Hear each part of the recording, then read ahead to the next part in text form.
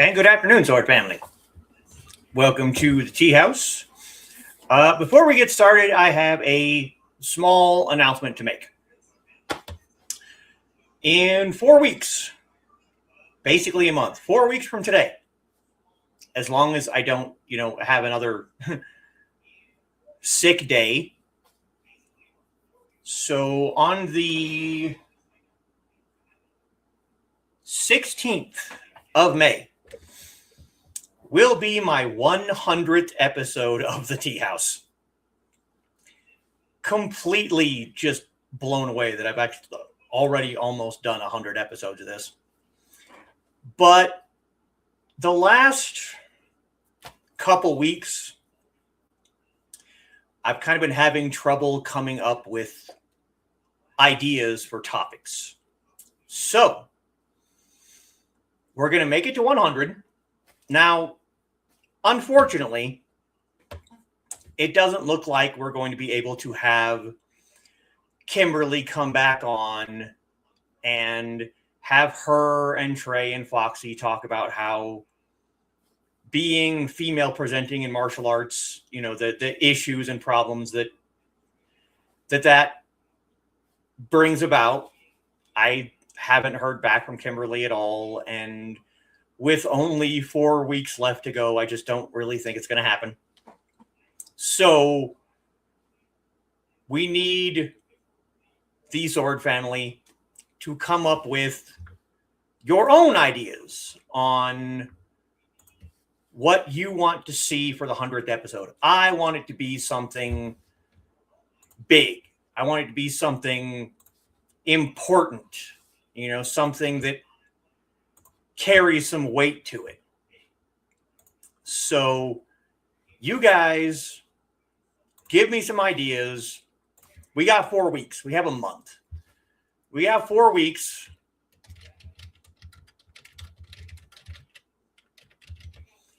So anything that you can think of that you want to see. And we will try and get that put together. But I think after the 100th episode, I'm going to take a couple weeks off because I started doing this every other Saturday. It gave me some time in between episodes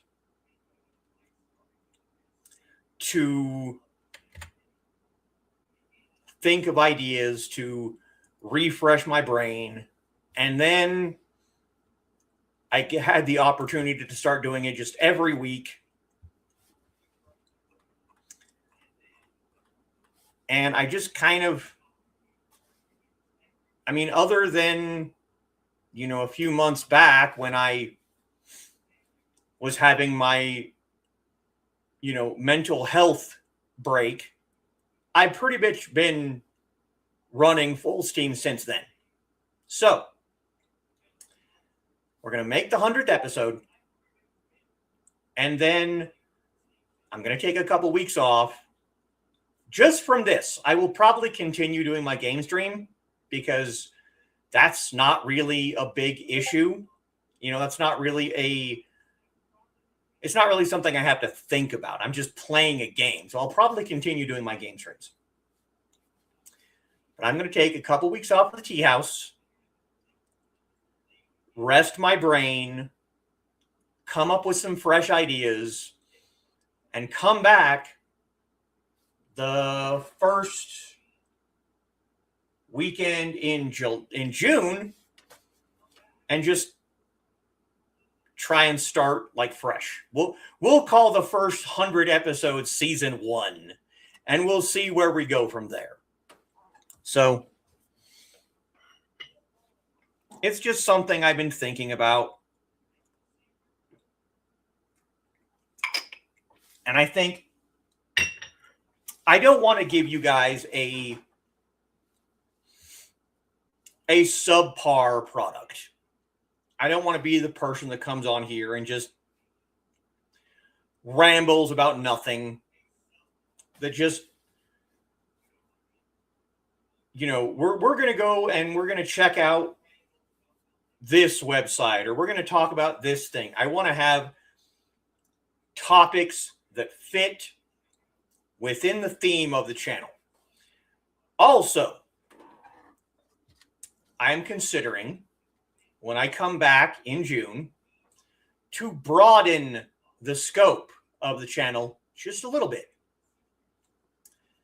This will always be a channel about philosophy, history, culture, and martial arts. But for the first 100 episodes, I've been focusing entirely on Chinese culture, history, philosophy, and martial arts. If I broadened things just a little bit, stayed within the Far East, and started talking about Mongolia and India, probably not Japan, because there's a lot of channels that do that. But yeah, you know, Mongolia, Nepal, India, things like that. It might give me more things to talk about. So that's just something for you guys to mull over. But I have, in 4 weeks from today, made it to 100 episodes. Thank you. Thank you. Also, next Saturday is the Renaissance Fair. Don't worry, you don't have to say it. I'm planning on being careful. I'm not planning on ending up in the emergency room again. That we did that once. Not doing that again. So I have an idea. I know what I'm going to do for the show that day. Not going to tell anybody. You're just going to have to wait and see. But next Saturday, along with being the day of the Renaissance Fair, is also World Tai Chi and Qigong Day. So the show will be in that realm, Tai Chi and Qigong. Not going to tell you exactly what it is. You're just going to have to wait and see. But I am very much looking forward to that show as well. And then the day after that will be the next installment of my movie tier list series. So you can keep an eye out for that. The 26th of April is Jet Li's birthday. So we'll be doing his movies. And there are quite a bit fewer of his movies than there were of Jackie's movies. Jackie has been at it for... I mean, Jet Li is like 9 years younger than Jackie is. So he kind of missed that whole period of time when everyone in Asian cinema was trying to find a replacement for Bruce Lee. He missed all of that. He didn't even have his first movie until like 1981. So he hasn't had as much time to make movies. So he doesn't have as many movies. So I'm hoping it won't be as long of a video. But that's something to keep an eye out for next weekend. 25, 26, Saturday, Sunday. So keep an eye out for that. But again, I want people to give me ideas on what you want to see for 100th episode. Because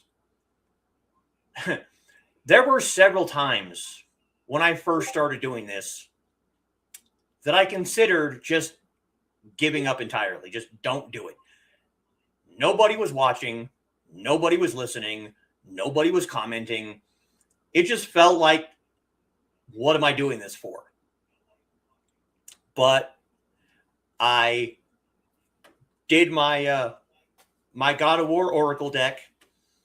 I did an I Ching reading on myself, and both of them basically said, keep going. So I did, And here we are. So I am very much looking forward to hitting episode 100 and then taking a short break to refresh things and come back, possibly with a broader scope. And I think it's going to be interesting to see where we go from, episode 100. But, I've been rambling for over 10 minutes and we haven't even really begun the topic. So let's go ahead and run through our comments real quick and we will get started. And first through the door at 4:39 p.m. is our very own Dan Hollifield. Good evening, Dan. And greetings for Dan from Foxy. And Dave is joining us a little early. Come back after dinner. All right. Hopefully we'll still be here. And a hello, everyone, from Carl. Hello, Carl. And right behind him is Aunt Donna. Hey, y'all. Hello, Donna. And Foxy grumbles about cutoffs. Hey, you look good in cutoffs. Hello and welcome to another episode of the Teahouse. Enjoy your title earworm. Yeah. Please remember to like, share, and subscribe for all the thesis-y goodness. Yes, please. If you're not subscribed, please do. If you don't like the streams, tell me why. Maybe I can convince you to. Also, fair warning, might be odder than normal, taking meds due to breaking toes this morning. Yep. Ouch, poor Foxy. Poor Foxy broke toes this morning. Yes, she did. Well, she didn't break them. They got broken for her, I think is a better way to put it. Inigo dropped his antler right on my toes from on top of the bed. Must be a heavy antler. It is pretty hefty. It's about that long. It's kind of tapered to this side. This is the third or fourth one that we've gotten for him because he likes to chew on us. And so give him something else to chew on. I think this one will probably last longer than any of the others. It's pretty good size antler. Been sucking up all day. It's a thick chunk, about a foot long, and landed just right or just wrong. Oh no, yeah. Not much walking today? Nope. Bone versus bone, and one had momentum. Yep. How many toes did the doc bandage them all together? The problem with that is, number one, I've had broken toes before. I don't really go to the doctor for them because all they're going to do is possibly wrap them and then say, wait for them to heal. Same thing happened with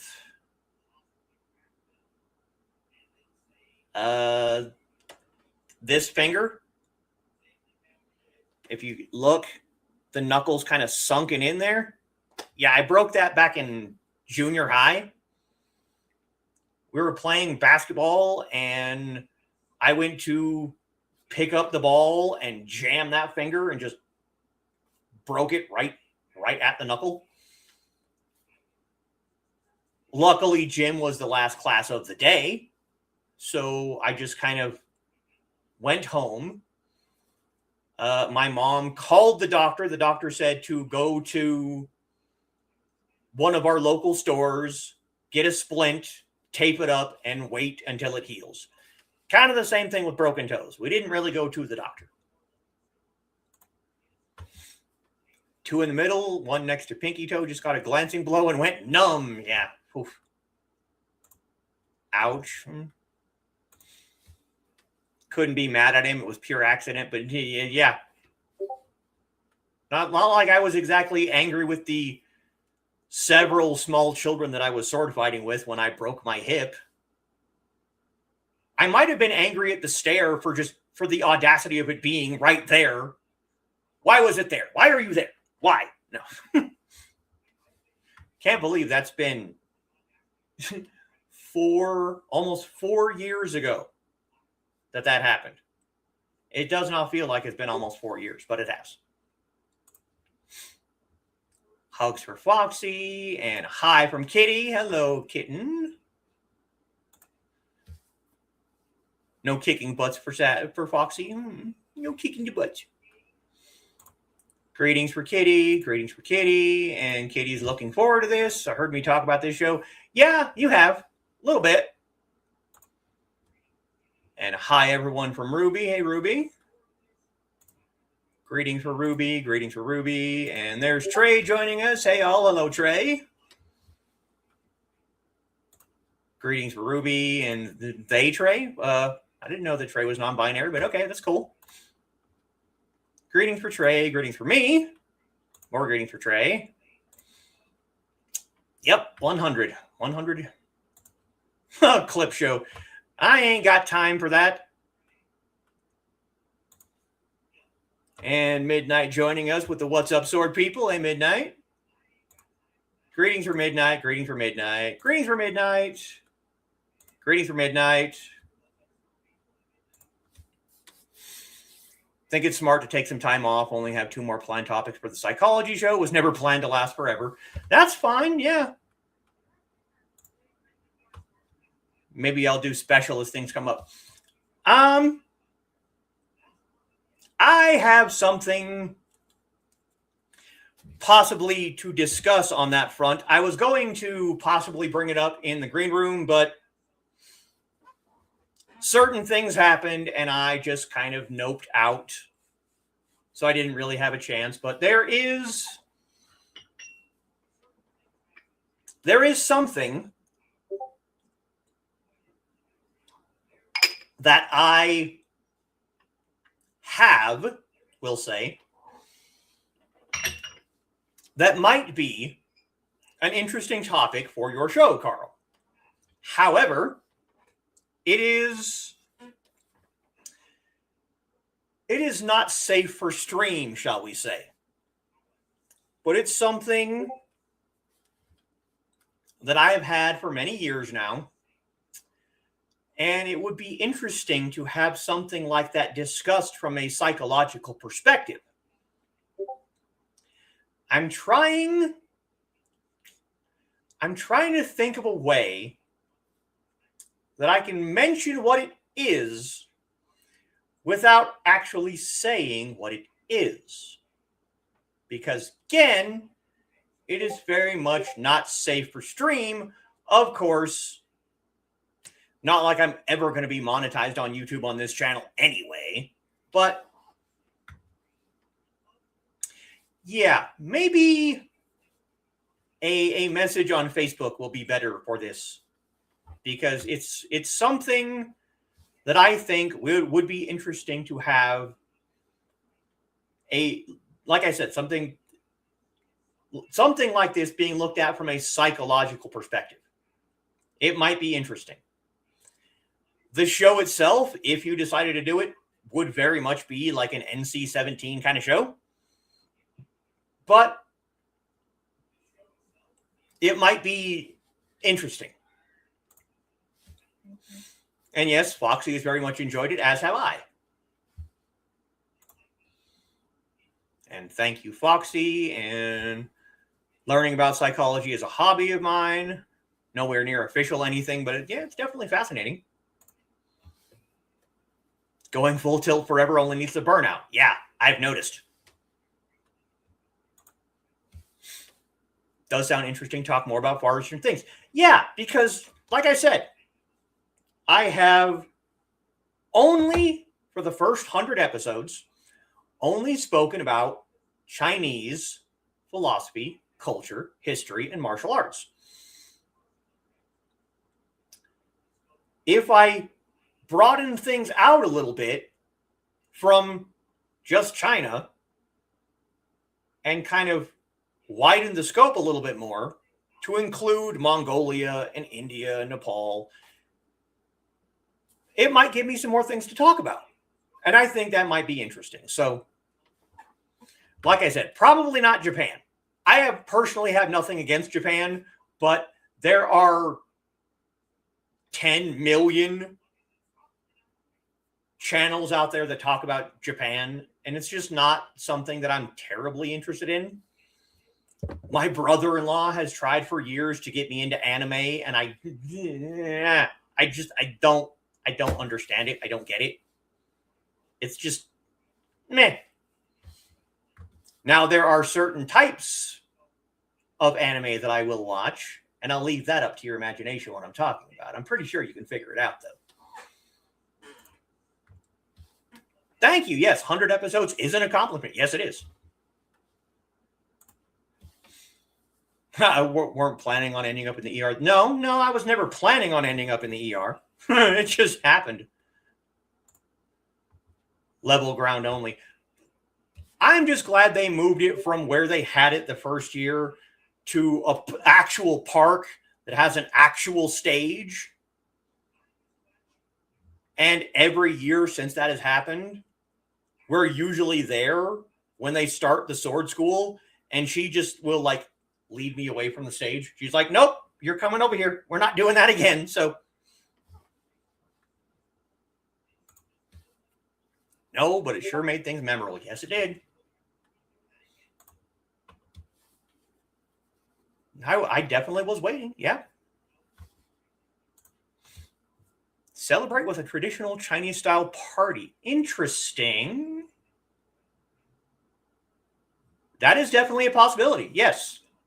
That is definitely a possibility. We got 4 weeks. So, yeah. Carl didn't have a bad idea to do a clip show where you review past episodes and update things. That would take me forever, though, is the problem. Going through 100 episodes. And Brioni joining us, like the clip show idea. Well, it's something that we can consider. Like I said, I have 4 weeks. Better than I was thinking, but that works, yeah. Vancouver's out of the playoffs. Ah. Too bad for you. And Captain Joe joins us. Howdy, folks. Hello, Joe. Greetings for Joe, and greetings for Joe, and greetings for Joe, and Brioni, and waving. And Dave is back. Back from dinner. Are we starting with food talk already? Of course, it has been almost half an hour already.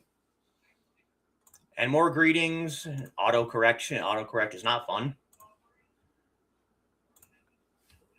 Can't do much with broken toes and fingers. No, you can't. Yeah, what'd you have? Greetings for Dave. And like I said, there's nothing wrong with cutoffs. I enjoy her in cutoffs. Cutoffs are nice. No, you probably won't notice her being odder. That's true. Set the crooked one now. Just leave it alone. Yep. Change clip show to retrospective. It's definitely something we can consider. Yes. Can kick, just need to use the other foot. Yeah. Use sign language. I don't know that much sign language. Did an episode about sexual perversion, and you can't mention it, saying it in chat tomorrow night. I can, yeah. Oh, yes.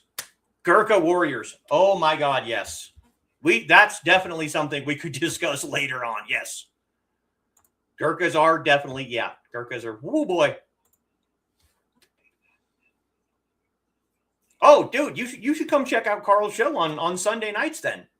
You might enjoy it. He's actually been like dealing with patients and stuff.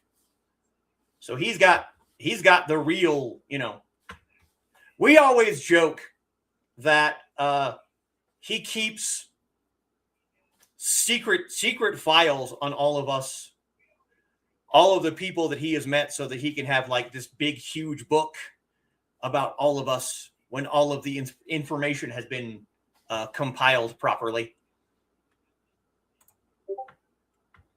Munzie podcast was late on Friday, and yeah, Carl is definitely great at explaining it. Yes.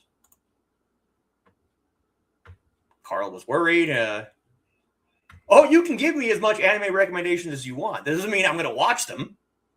I probably won't watch them, but you can recommend whatever you want. Yep, there's a link to Carl's stream. Absolutely, yes. Don't think the files are so secret. Well, it's not that okay, yes, I don't watch the PWHL. You're right, I don't.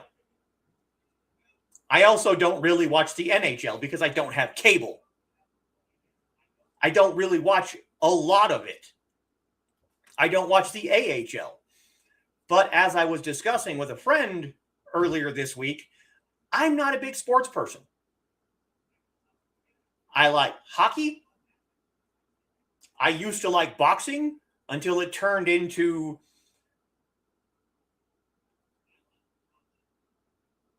less about boxing and more about performance. Sometimes soccer or actual football, Americans, real football, soccer, that's it when it goes to sports. That's all. I don't like football. I don't like baseball. I don't like basketball. I don't like rugby. I don't like tennis. When the Olympics come around, Summer Olympics, I watch fencing. I watch archery. That's about it.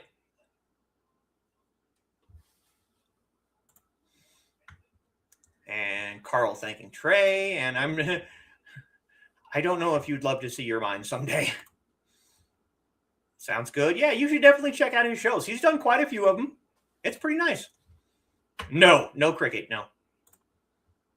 I would imagine tennis is good for entertaining cats or, or dogs that, chase tennis balls. Rugby is, yeah. Okay, so we're a half hour in. Let's actually get to the topic of the show. Now, this is going to sound like I'm not on topic, but I promise I am. I very much enjoyed a show called 24. Agent Jack Bauer of the Counterterrorism Unit. Jack Bauer had several very, very bad days. The whole point of the show was each season is one day, one 24-hour period. Every episode is an hour in that 24-hour period. And Jack Bauer had 7 or 8 really bad days. He stopped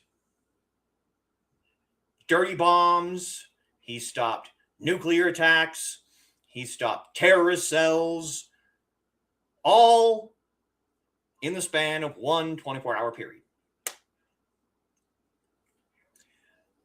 Also, and Donna can very, very much agree with me on this point, John McClane from Die Hard also had some very bad days. I always used to love to joke that the crossover that no one wanted is Jack Bauer meeting John McClane on the same case. That is world-ending apocalypse territory with how much crap these poor guys have to go through. Now, obviously, it can't happen now because Bruce Willis is no longer acting. But I always just imagine this scenario where they ran into each other, and I'm trying to figure out how bad things would have to be for these two people to end up in the same place at the same time, trying to stop the same event. Now, longest day in Chang'an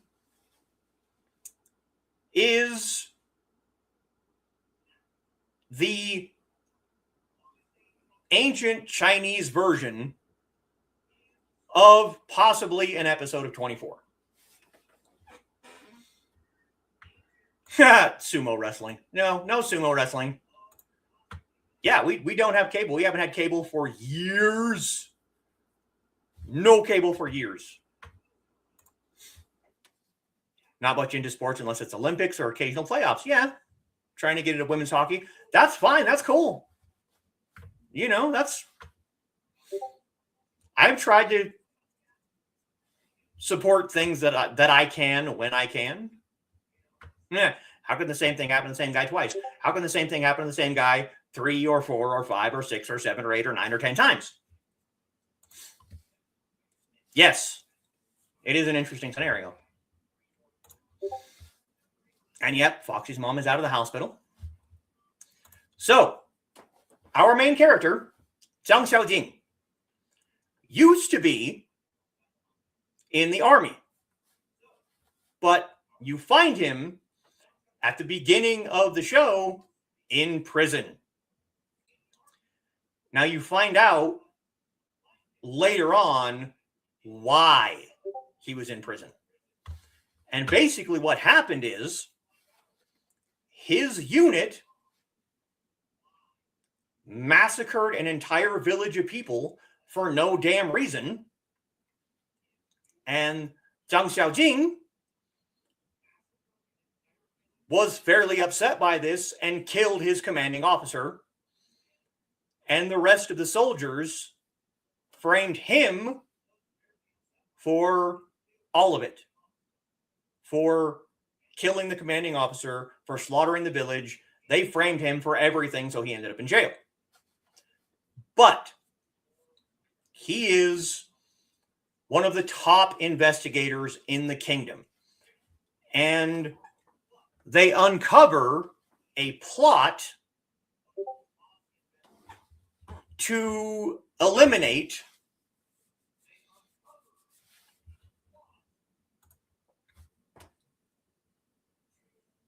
I think it's to eliminate the emperor. So they free him from his chains with the understanding that this is a stay of execution. If you solve this case, you get to go free. If you fail at any point, any time, you die. That's it. It's like you're free from prison, but if you fail, if you at any point mess up, we're going to kill you.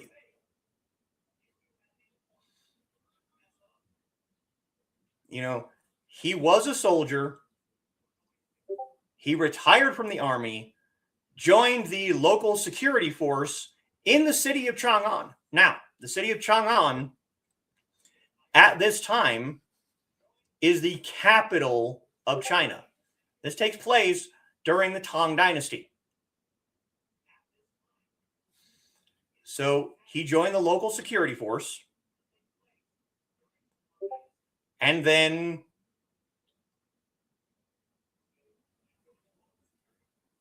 all the other stuff happened and he ended up in jail. But they uncover this rebellion from a terrorist cell called the Wolf Squad. And they were able to sneak into the city of Chang'an during the Lantern Festival, which is a Chinese celebration, kind of like Memorial Day, kind of. You're lighting lanterns for the dead. That's true. Could still happen over video. It could be an animated and definitely fanfic. Very true. Imagine Jack and McClane and Tom Darby. Again,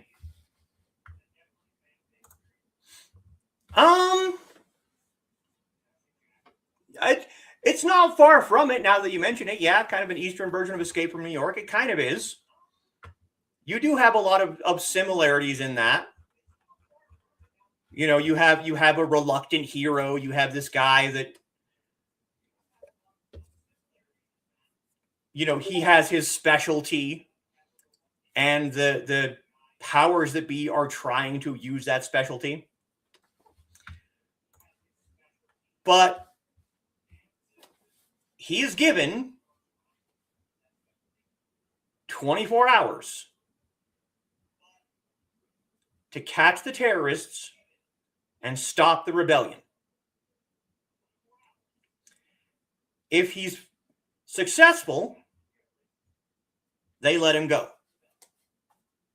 But if he fails, they're going to execute him. It is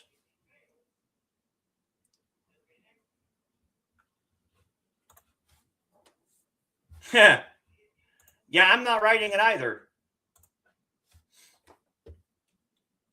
But it is kind of like an Eastern version of Escape from New York. And he is aided by a government official who helps in the investigation. And the official in the show is based on an actual person from the Tang Dynasty. Now, he is kind of the assistant is kind of incognito at first. He doesn't want people to know that he actually works for the emperor. They just kind of want you, the audience, and of course the main character, to think that he's just there to assist things, but he's not.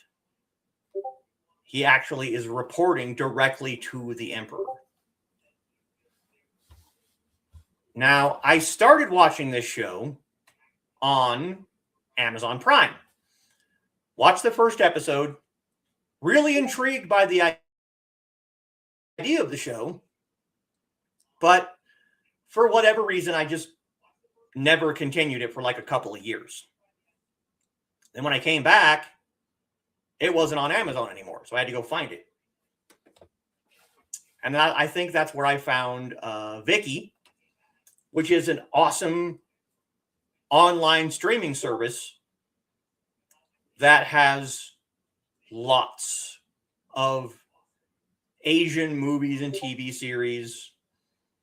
You can pay, which I did for a little while, to get no ads and access to some of the shows that you can't have without the payment. But even without the payment, it is actually a really, really good place that you can watch Chinese dramas and Korean dramas and movies. And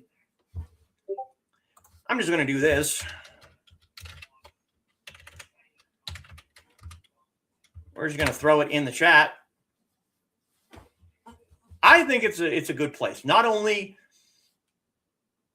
can you control what your subtitles look like, because one of my biggest issues with a lot of Chinese dramas is the subtitles are almost always white, which means if there's something in the background, like clothing or clouds or decorations that are already white, you can't see the subtitles.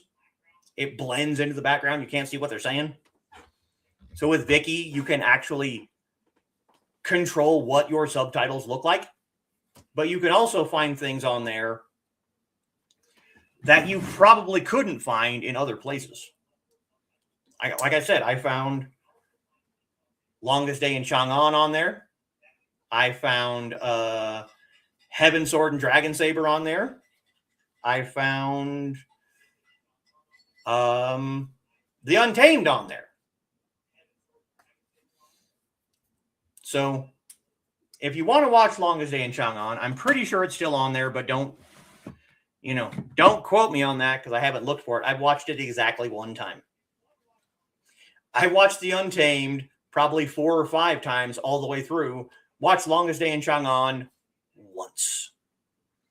But it is still my second favorite Chinese drama. And it's because your main character is fallible. He is not Superman. He is not a Boy Scout. He does backhanded things. He does things that most people would look at and be like, well, why did you do that? Because if I don't solve this case in 24 hours, they're going to cut my head off. He's not going to be completely 100% by the books all the time. He makes mistakes. He screws up several times and has to be saved by his little assistant.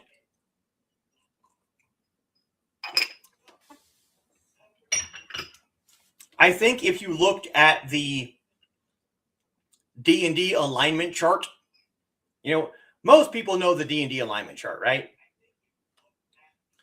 You have good, you have neutral, you have chaotic, and you have, chaotic good and chaotic neutral, all in this little, kind of Punnett square kind of thing. If you took Zhang Xiaojing and put him on the D&D alignment chart, he would probably fall into chaotic good. Because he's doing these things, number one, he's doing them to save his own life. But he's also, even if not directly, he's saving the city of Chang'an, and by that, the entire dynasty, the entire country. Even if he's reluctant to do it. Because when they first come to him to make this offer, at first he's like, nah, I don't really care. He's not exactly the patriotic, go team guy. He's just kind of like, I'm already in jail. I'm already scheduled for execution. What exactly can you offer me? Hey, Freddy. That's our neighborhood stray cat. The neighbor has started feeding it. So if you can hear meowing, that's Freddy. I don't know if you can hear him because it's kind of through the door, but he's probably over there having some lunch. But yeah, he's kind of like, what can you offer me to actually stick my neck out for you? Because you all screwed me. It's because of you that I'm here. So if I stay here, I die. If I take this case and I screw up, I die. If I succeed, I'm just going to be right back here where I started. Because originally, they weren't offering him freedom. It was just, we will free you for 24 hours. And if you fail, you die. But if you succeed, you go back to prison where you're already scheduled to die. So he's kind of like, no. Why? Why would I do that? Why would I bother if I'm free for one day and then I'm just back here on the chopping block? And it actually takes a messenger, because it was actually the emperor himself that requested Xiaojing to be on this case. So I had to send a messenger back to the emperor to ask him for something to sweeten the pot. And the emperor is the one who comes up with the idea of giving him freedom if he succeeds. So now he has, okay, stay in jail. Guaranteed death. I'm going to be executed if I stay in jail.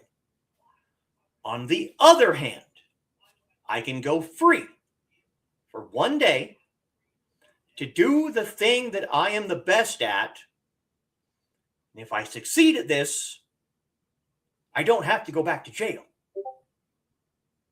I'm a free man if I get this done. But otherwise, stay in jail. Guaranteed death.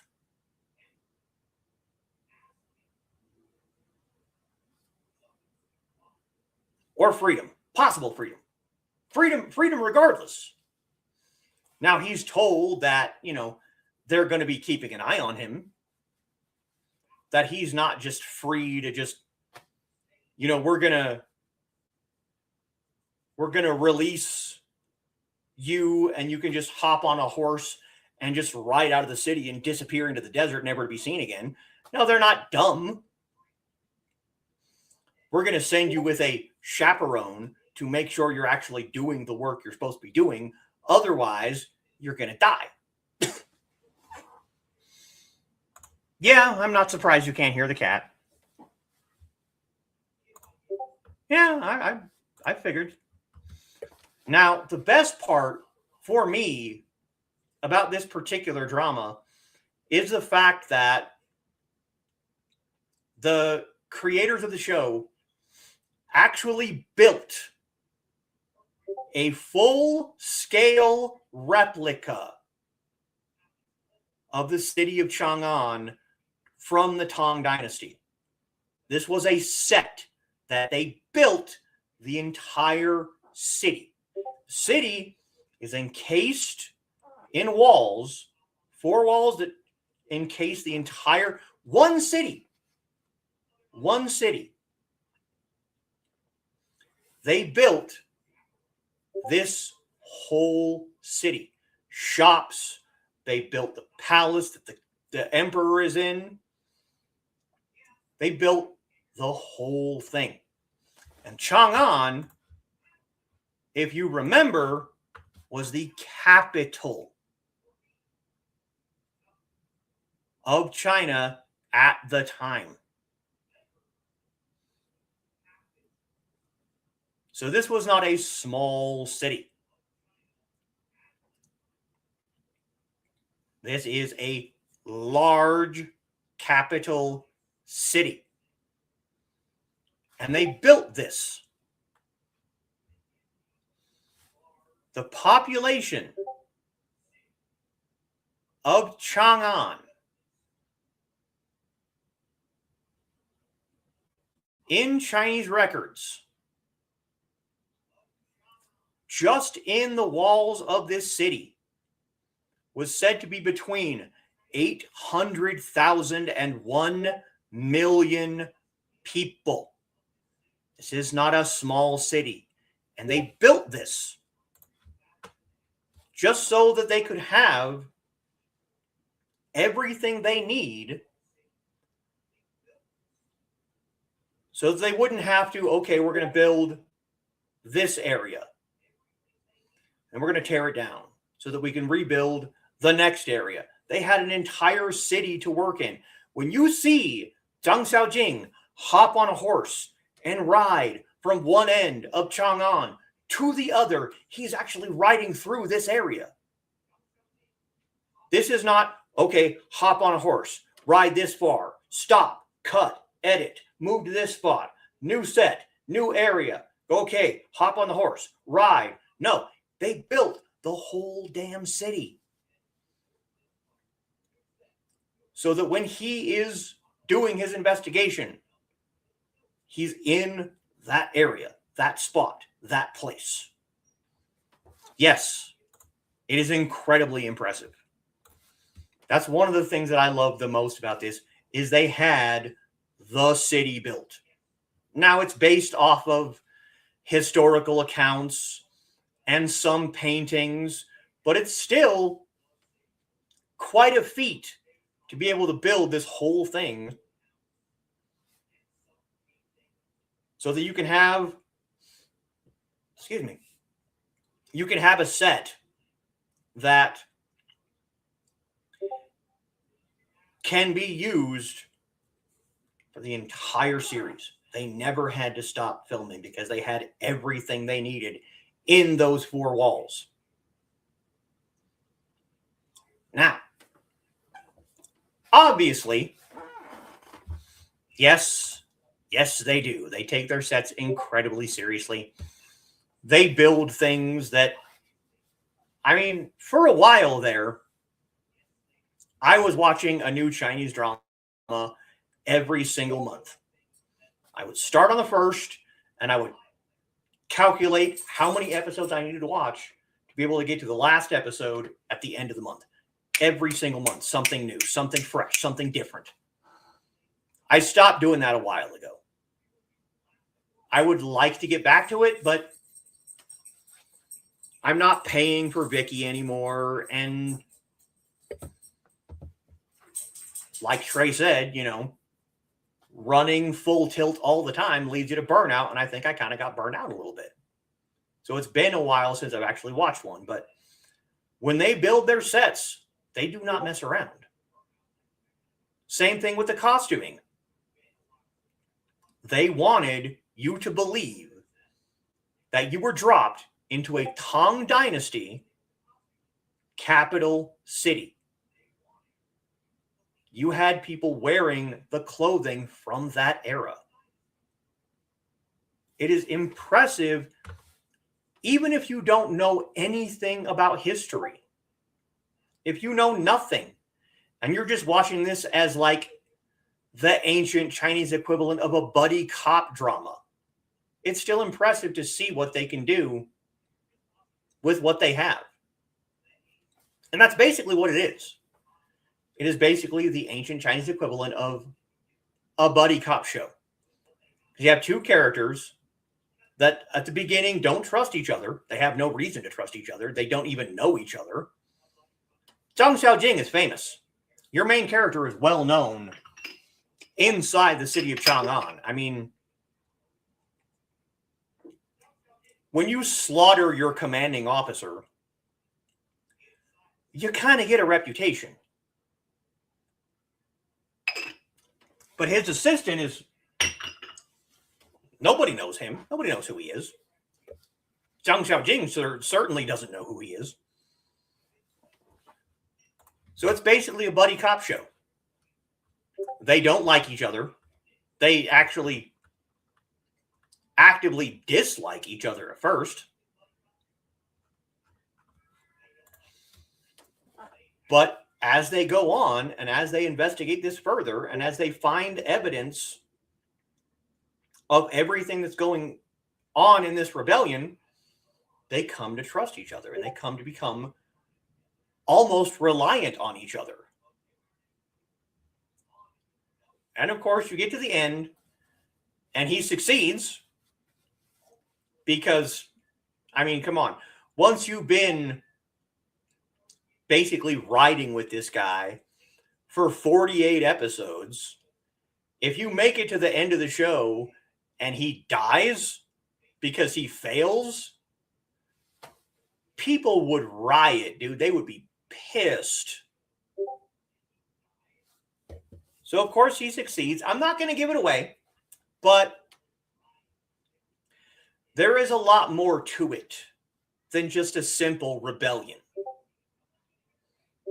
You know, the Wolf Squad is not just a ragtag group of disgruntled citizens of the Chinese Empire. How are they able to sneak into the capital city during one of the most important festivals in all of Chinese history? That's not just something that you can just sneak into. There's more to it than that. Not going to give it away. I highly doubt most of the people here are actually going to go watch it, but I highly suggest that you do. Just like I very much suggested everyone go watch The Untamed. I'm sure people are sick and tired of hearing me talk about The Untamed, but it is absolutely my favorite Chinese drama that I have ever seen, evidenced by the fact that I've watched all 50 episodes at least 5 or 6 times. At least. Longest Day in Chang'an, I watched once. Heaven, Sword, and Dragon Saber, once. What else? Basically, I've watched everything else one time. But certain things stick with you. You know, I remember Longest Day in Chang'an, even though I've only watched it once. I remember Heaven, Sword, and Dragon Saber because it is a fairly famous book series. Only watched it once. Legend of Condor Heroes. Only watched it once. I have the books in the other room. I've read them through once. Certain things stick with you. Zhang Xiaoding sticks with me because he is a fallible human being. There's nothing about him that separates him from every other person in the show. You know, Wei Wuxian and Lan Mengji in The Untamed are basically Chinese superheroes. You know, they can fly, they can do all these incredibly acrobatic fighting moves. Zhang Xiaojing has none of that. He is a retired soldier, city security investigator. They give him back his sword when they free him from prison. And it is a Tang Dynasty jian, but it's short. It's not a full-length sword. And they give him this sword as an insult. Him carrying this sword, using this sword, being seen with this sword is an insult. But he proudly wears it on his hip the entire time. He never takes it off. He uses it to fight with. They try and hand him this sword as an insult, and he proudly wears it at his hip. He's like, this is my sword. This is my sword. This is what I'm going to use in this investigation. This is how I'm going to protect myself with this sword. And every person that sees the sword understands the insult, but instead of just being shamed and carrying it around in a backpack, he's just wearing it on his hip. It is right there for everyone to see. He's like, yeah, and he doesn't care that people look down on him because of this sword. He doesn't care that people are afraid of him because of his past. He does not care. He's not there for fame. He's not there for the adulations of the people. He does not care. He is there to do his job and nothing else. All he cares about is, I'm going to solve this case. Now, at first, obviously, he wants to solve the case for selfish reasons. He wants to solve the case so he doesn't go back to prison and die. That seems like a pretty good motivator, to not die. But as time goes on and he gets pulled farther and farther and farther into this conspiracy, it becomes less about saving his own skin and more about, I have to stop this from happening. I have to stop this. Not because he cares about the emperor, not because he cares about the city, not because he cares about the empire. He cares about justice. He cares about stopping evil. But he's going to do it his way. He's going to do it the way that he wants to do it. Now, there's one episode that always stands out to me because it always makes you feel like you missed something.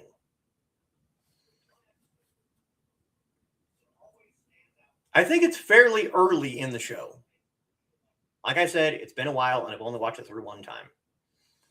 But towards the end of one episode, he's chasing after a lead. Like literally, he's on a horse riding through the city, chasing someone. And for some reason, I can't remember, it's a minor detail, his horse gets spooked and he gets bucked off the horse and thrown into the water. And the last thing you see from that episode is him sinking into the water, into the blackness of the water. And then that episode cuts to credits.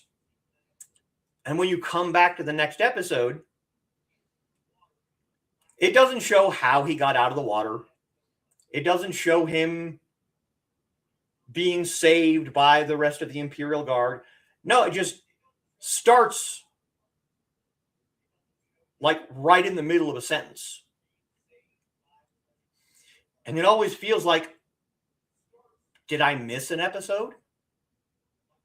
Did I miss something?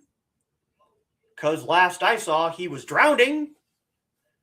He was sinking into the blackness of water. And now he's just standing in the center of a city street talking to somebody. It always feels like you missed something, but you didn't. That's just how the episode was cut. You never find out how he got out of the water. You never find out if he was saved by the other people, if he was saved by the person he was chasing. You never know. It just cut. Next episode, right in the middle. And it always kind of bothered me because it very much feels like you missed something important. How did he get out of the water? Who saved him? Did he save himself? Where'd the horse go? Where'd his sword go? But no, other people have mentioned this. That's just how the episode begins, just right in the middle of things. It's like I said, there are certain things that just stick with you. And that episode is very much one of them. Man thrown off his horse into the water, slowly sinking. Credits. Okay, cool. Next episode. On dry land, in the middle of the city, talking to other people around him. What? What happened in between? Nobody knows. That's just the way the episode was filmed. So you get to do the thing that almost universally makes books better than movies and TV shows. You get to fill in the blank yourself. You get to decide how he got out, how he got saved, how he got back onto dry land. Books will almost always be better than movies and TV shows because you get to decide certain things. If I would have read the book that the Untamed is based off of first, before I watched the TV series, I would have imagined the characters different from what is in the show. And I think this is true for a lot of things. And this is where we're going to wrap up because we're over an hour. And I know it took almost half an hour to actually get into things. But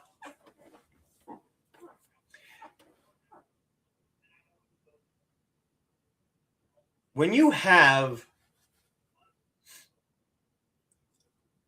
a book in your hand, a lot of times, not always, but a lot of times, you're given a basic description of your main characters. Some of them will have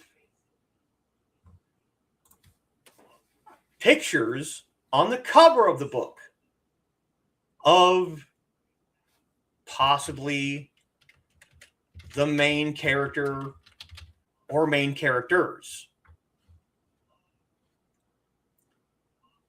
But all the rest of the people in the book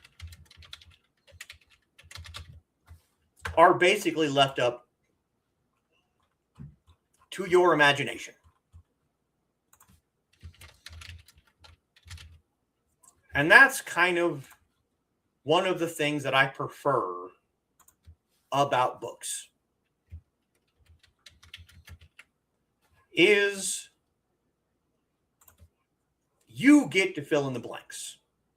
You can be given a basic description of a character, and then you get to decide, what does all of that mean?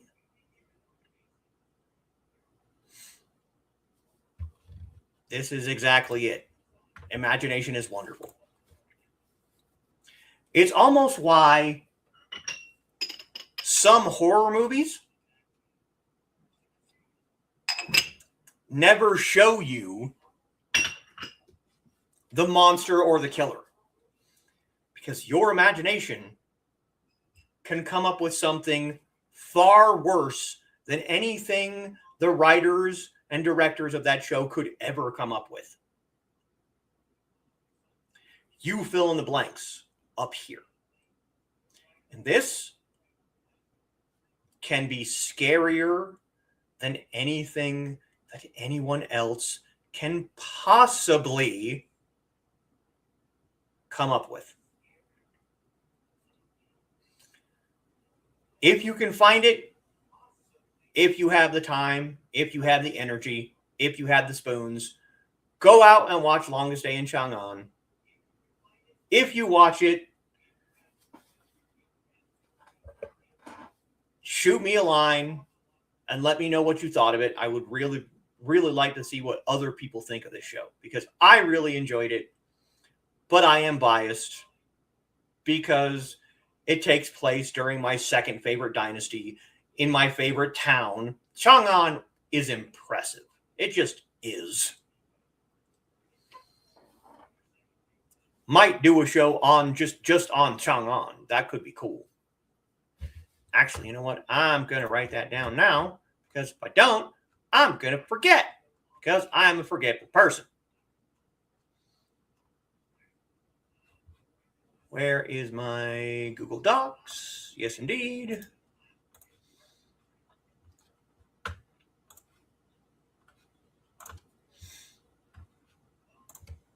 Yes, I know.